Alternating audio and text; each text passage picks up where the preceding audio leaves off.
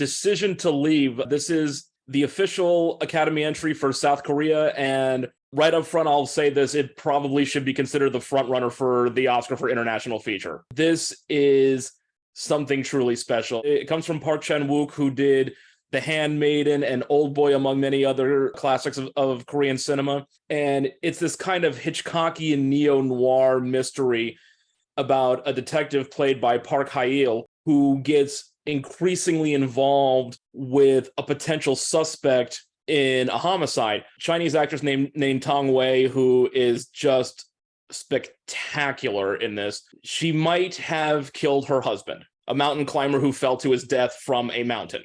The weird thing is there's this amazing dichotomy of distance. The closer they get to each other physically, the further apart they get emotionally, and vice versa. There's a truly brilliantly choreographed scene where he's interviewing her at the police station. This is very early on in the process, but to kind of loosen her up a little bit and maybe potentially get a confession out of her or some details that she might have, tried to keep clandestine, he orders in some high-end sushi boxes for them.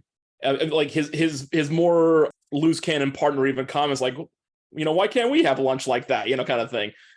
And after they eat, they almost move in this ballet of cleaning up the interrogation room together. Like every square inch of the room, one of them is filling the space left by the other in each shot. It's so wonderfully done. And as he gets deeper and deeper into this investigation, he's an insomniac who is obsessed with high crimes. One of the recurring themes of the film is that he constantly has to give himself eye drops to keep himself awake.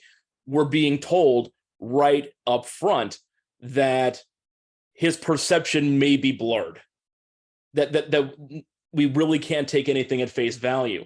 So he tracks her home. He, in essence, spies on her. It's a very voyeuristic take, but the editing in this is phenomenal because what he'll do is he'll focus on her through her window. He's out in a tree somewhere with binoculars.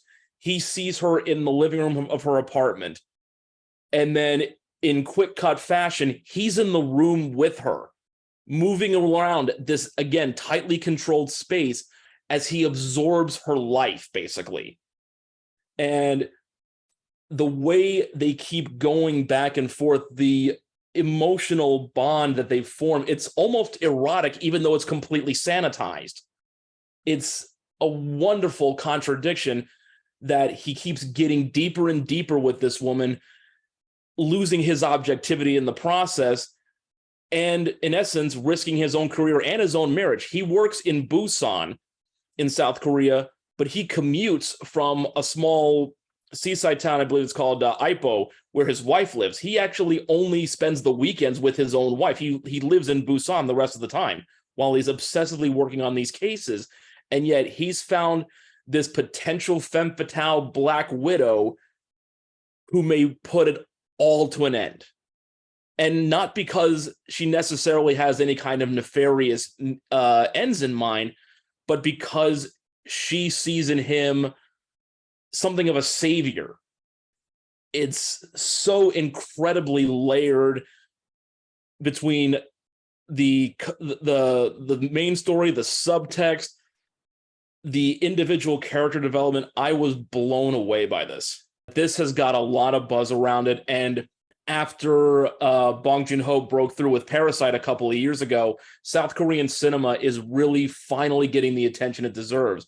There are a lot of people who thought that Old Boy and The Handmaiden should have been nominated, but it just didn't happen for one reason or another. Like Parasite was not only, it eventually broke records and made history by being the first foreign film to win Best Picture, but it was also the first South Korean film to win International Feature and the first to even be nominated.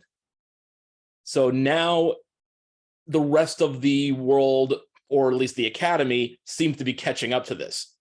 And yeah, like I would say that this is probably your front runner right now, as far as international feature is concerned. Yeah, and it sounds like a really strong recommendation from you. Oh, absolutely. It's probably going to be in my top 10 or even my top 5 of the year.